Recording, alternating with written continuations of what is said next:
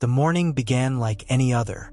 Emily Harris, 16 years old, left her family's modest home with a backpack on her shoulder.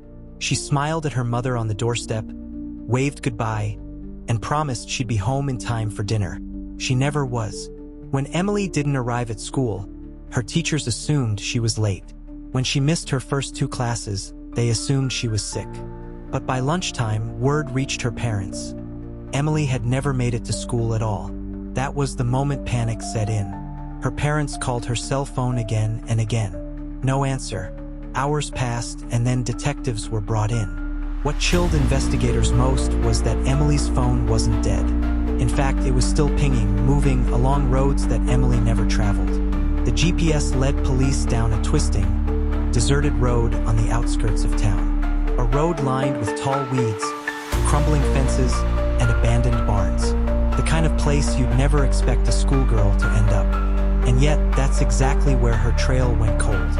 At the site, detectives found fresh tire tracks etched into the dirt. Someone had pulled off the road. Someone had waited. And someone had taken Emily.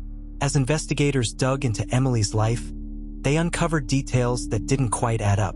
Friends described her as bright, motivated, and kind, but also distracted, even frightened, in the days leading up to her disappearance. One friend revealed a disturbing text Emily had sent just the night before. It read, "I don't feel safe anymore, but don't tell anyone. Promise." Detectives now had their first clue that Emily's disappearance wasn't random. Someone had been watching her. Someone she knew. Suspicion soon shifted toward a man everyone in the neighborhood trusted. A close family friend. He had offered Emily rides in the past. He had spent time at their home. But when police asked where he was that morning, his story was shaky.